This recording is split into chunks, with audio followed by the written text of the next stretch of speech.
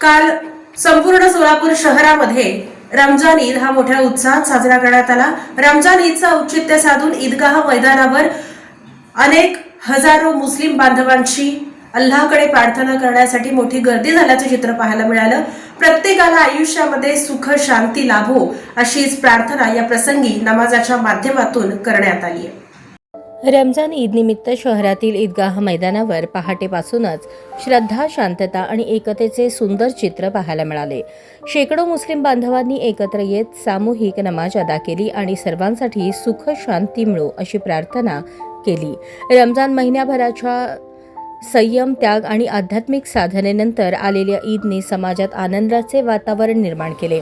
महिनाभर रोजे पाळत, कुराण पठण करत आणि स्वतःला शिस्तीत ठेवत मुस्लिम बांधवांनी आत्मशुद्धी साधली। त्याचबरोबर ईदपूर्वी जकात आणि फित्रा देत समाजातील गरजू वंचित घटकांनाही सणाचा आनंद मिळावा याची काळजी घेतली।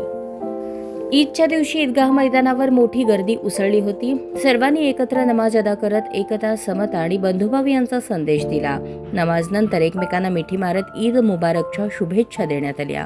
होडगी रोड परिसरात आलमगीर ईदगाह येथे शोहर काझी मुफ्ती सय्यद अमजद अली यांनी सामूहिक नमाज अदा केली। एकंदरीत रमजान निमित्त सोलापूर शहरात सकाळपासूनच उत्साहाचे वातावरण पाहायला मिळाले। नवीन कपडे परिधान करून मुस्लिम बांधव ईदगाहकडे मोठ्या आनंदात रवाना होत होते। ईदची नमाज संपल्यानंतर सर्वांनी एकमेकांना गळा भेट देत ईद मुबारकच्या शुभेच्छा दिल्या। अनेकांनी एकमेकांना आपल्या घरी येण्याचे आमंत्रण देत पारंपरिक शिरखुर्मा व गुलगुलेचा आस्वाद घेण्यासाठी आग्रह केला। एकूणच ईदच्या निमित्ताने सोलापूर शहरात प्रेम, आपुलकी आणि एकतेचा संदेश पुन्हा एकदा अधोरेखित झाला।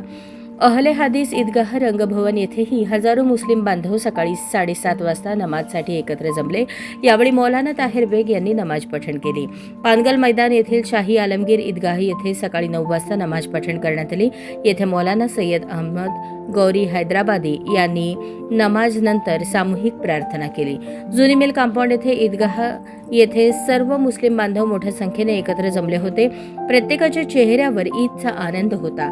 लहान मोठे सर्वजण नवीन कपडे परिधान करून सुगंधित इत्र लावून डोळ्यात सुरमा लावत ईदच्या नमाजसाठी दाखल झाले।